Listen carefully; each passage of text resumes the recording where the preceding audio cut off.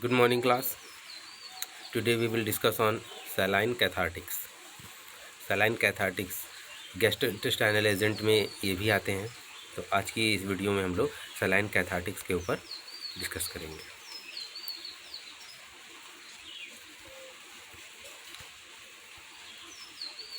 सबसे पहले हम जानेंगे कि saline cathartics क्या होते हैं। तो drugs that relieve constipation and promote defecation. पहली चीज़ कि वो ड्रग्स जो कॉन्स्टिपेशन को रिमूव करते हैं और डिफिकेशन को प्रमोट करते हैं, ऐसे जो एजेंट्स होते हैं उन्हें हम सलाइन कैथार्टिक्स में रखते हैं। It is otherwise called as laxative और परगेटिव। इसको लेग्जेटिव और परगेटिव के नाम से भी जानते हैं। Constipation is delayed passage of faeces. अगर हम कॉन्स्टिपेशन को समझना चाहें तो डिलेड पासेज ऑफ जो फेसेस है, जो मल होता है, इसका जो समय ज़्यादा टेकिंग हो जाता है, टाइम टेकिंग जो इसका डिफिकेशन होता है, उस कंडीशन को हम कॉन्स्टिपेशन कहते हैं। तो इसको रिमूव कराने के लिए जो एजेंट यूज़ करते हैं उन्हें हम सलाइन कैथार्टिक बोलते हैं। Presence of hard hydrated faecal matter in the rectum. Constipation इस कंडीशन को भी कहते हैं कि hard dehydrated faecal matter in the rectum. ये कई बार प्रॉपर डाइट नहीं होने की वजह से या वाटर जो है उसका यूज़ कंजम्पशन बहुत कम होने से, और या तो ऐसे जंक फूड खाने से ये सब कंडीशंस आ सकती हैं। अगर हम और भी इसमें देखना चाहें तो कुछ कंडीशंस हो जाती हैं, जैसे कि हेमरॉइड्स एंड फिशर्स जो कंडीशन होती है वो भी डिफिकेशन या कॉन्स्टिपेशन को और भी वर्सन कर सकती है, या उनकी वजह से ये कंडीशन आ सकती हैं। और अगर हम सलाइन कैथार्टिक्स की बात करें तो वो हैबिचुअल भी हो सकती हैं, मतलब अगर लंबे समय तक यूज़ करें तो फिर जो डिफिकेशन होता है वो इसी पे डिपेंडेंट हो जाता है।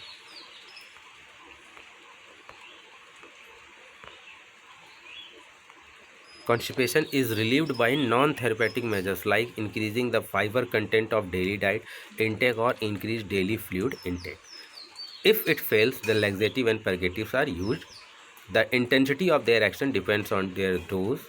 Laxative eliminates short semi-solid stool and the purgative lead to watery evacuation. तो अगर हम सलाइन कैथार्टिक्स को समझने की कोशिश करें तो कॉन्स्टिपेशन जो होता है वो अगर हम नॉर्मली देखें तो अगर हम फाइबर कंटेंट अपने डेली डाइट में बढ़ा दें या फ्लूइड का जो इनटेक है वो बढ़ जाए तो नॉर्मली वो रिमूव हो सकता है। लेकिन अगर इन सब चीज़ों से भी हमारा जो कॉन्स्टिपेशन है वो रिमूव नहीं होता है तो उस केस में हम सलाइन कैथार्टिक्स यूज़ करते हैं, जिसमें परगेटिव और लेग्जेटिव्स आते हैं। अब क्या एक्शन शो करना है वो डिपेंड करता है उनके डोज के ऊपर। अब लेग्जेटिव की अगर हम बात करें तो वो सॉफ्ट सेमी सॉलिड स्टूल उसको एलिमिनेट करता है, and the purgative lead to watery evacuation. वो वाटरी इवैक्यूएशन यानी वाटरी डिस्चार्ज को लीड करता है। अगर हम देखें कि कब हम किसी को परगेटिव कहेंगे, कैसे हम उसको लेग्जेटिव कहेंगे, तो उसको देखें तो aperients to smooth and soft. कहने का मतलब है the order of effectiveness is described as follows. ये इस तरीके से है कि सबसे पहले अपेरेंट्स माने टू स्मूथ एंड सॉफ्ट, यानी जो कॉन्स्टिपेशन है उसको स्मूथ करा जाए, सॉफ्ट किया जाए। इवैक्यूएंट जो इसको खाली करेंगे, परगेटिव जो उसको पूरी तरह से साफ़ करेंगे, और कैथार्टिक जो होते हैं वो कम्प्लीटली इसको क्लीन करेंगे। तो इस तरीके से चार कैटेगरी में सलाइन कैथार्टिक्स को हम देख सकते हैं, डिवाइड कर सकते हैं। अब जो लेग्जेटिव्स हैं उनको हम चार भागों में बांट सकते हैं, डिवाइड कर सकते हैं। पहला होता है बल्क फॉर्मिंग लेग्जेटिव, दूसरा है ऑस्मोटिक लेग्जेटिव, तीसरा है लुब्रिकेंट लेग्जेटिव, एंड चौथा है सर्फेक्टेंट लेग्जेटिव।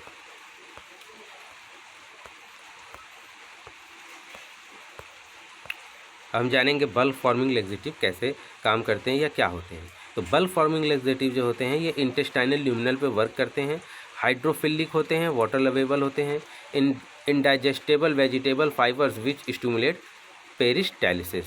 ये एक तरह से इनडाइजेस्टेबल वेजिटेबल फाइबर्स होते हैं जो पेरिस्टालिसिस मूवमेंट जो होता है उसको स्टिमुलेट करते हैं, क्रमानुकुंचन जिसे बोलते हैं। Peristalsis produce defecation reflexes by increasing the fecal bulk due to their water absorbing and retaining capacity.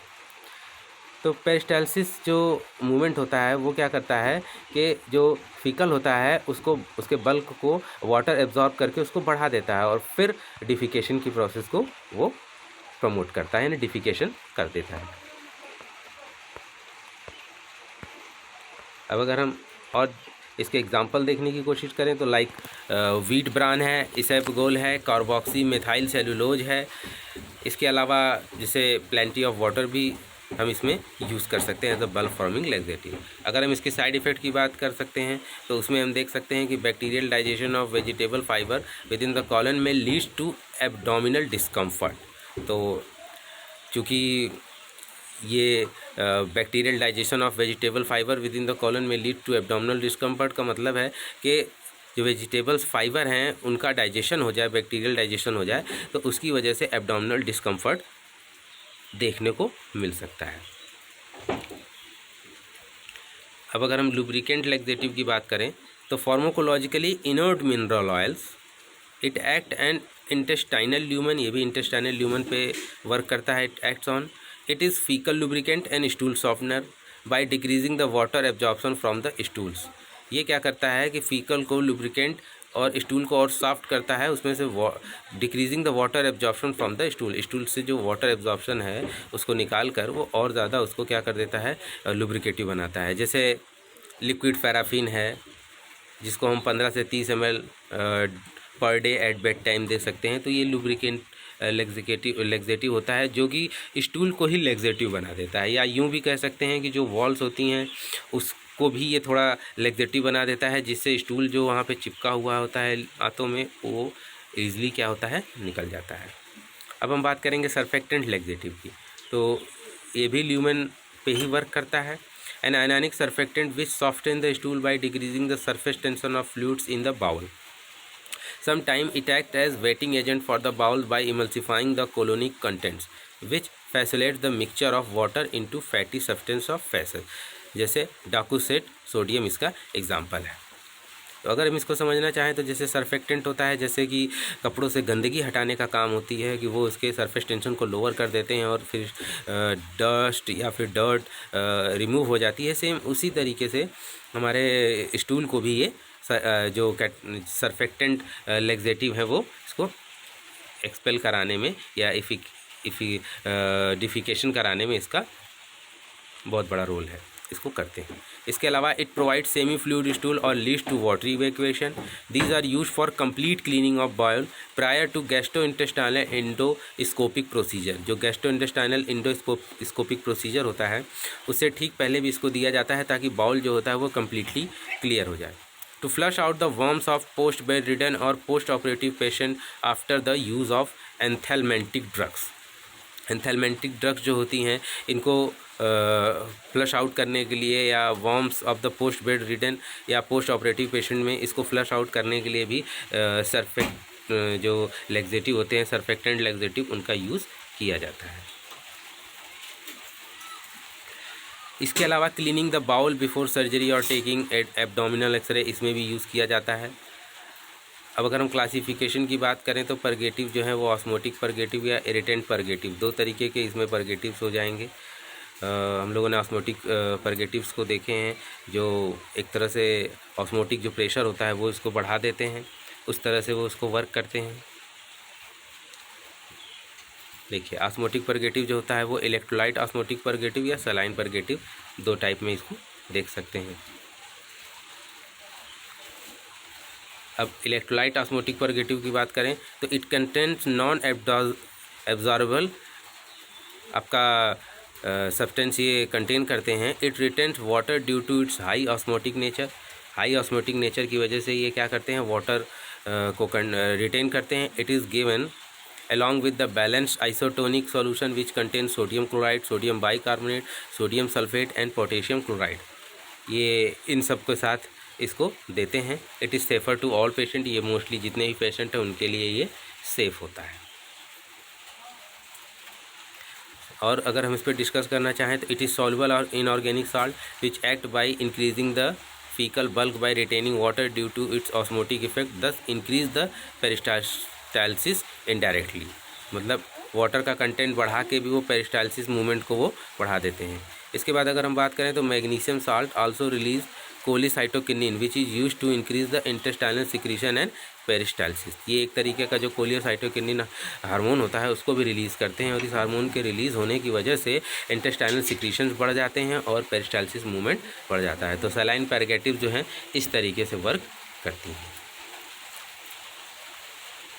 अगर हम कॉमन साइड इफ़ेक्ट की बात करें तो it is given along with plenty of water because being irritant it में include vomiting. ये vomiting को बढ़ा सकते हैं, इसलिए इनको हम प्लेंटी ऑफ वाटर जो होता है उसके साथ जब भी यूज़ करते हैं तो इस चीज़ का हमें ध्यान रखना पड़ता है। High osmolar property leads to intravascular fluid depletion and electrolyte disturbance. बहुत ज़्यादा मात्रा में अगर हम यूज़ कर लें फ्लूइड्स को, इसके साथ वाटर को, तो एक तरह से डिस्टर्ब कर सकता है ये जो इलेक्ट्रोलाइट डिस्टर्बेंस है वो कर सकता है ये। Long term use should be avoided for hypertensive and cardiac failure patient. अगर कार्डियक के और हाइपरटेंसिव पेशेंट है तो उनके लिए इसका यूज़ बहुत कम होना चाहिए। Long term use of magnesium for renal failure patient leads to risk of hypermagnesemia. Hypermagnesemia का कंडीशन भी हमको देखने को मिल सकता है अगर हम मैग्नीशियम कंटेनिंग जो साल्ट है उसका बहुत लंबे समय तक यूज़ करें। अगर हम और इरिटेंट परगेटिव के बारे में जानना चाहें तो इसके एग्जांपल हैं जैसे senna, cascara and aloe. Oils की बात करें तो कैस्टर ऑयल है। ऑर्गेनिक इरिटेंट की बात करें तो फिनोप्थेलिन है, बाइसेकॉर्डिल है। All the above stimulate intestinal peristalsis due to their irritant action. ये जितने भी ऊपर मेंशन किए गए हैं ड्रग्स, ये सारी क्या करती हैं, इरिटेशन को इम्प्रूव बढ़ाती हैं और इस तरह से डिफिकेशन को वो करती हैं। और कुछ कॉमन साइड इफ़ेक्ट अगर हम देखें तो senna glycoside leads to melanosis coli and long term use, ठीक है। Long term of castor oil use leads to damaging the intestinal mucosa. Bisacodyl leads to hypokalemia. ये सारे कुछ साइड इफ़ेक्ट और हैं जो हमको इन ड्रग के साथ देखने को मिल सकते हैं। तो आज की जो क्लास थी उसमें हम लोगों ने ये जाना कि सलाइन कैथेटिक्स क्या होते हैं, कितने टाइप्स होते हैं उनके, और उनका क्या एक्शन है। सलाइन कैथेटिक्स किस तरीके से यूजेबल हैं, क्यों उनका यूज़ होता है। अब नेक्स्ट क्लास जब होगी तो हम लोग इसके कंपाउंड्स के बारे में जानेंगे। तो थैंक यू।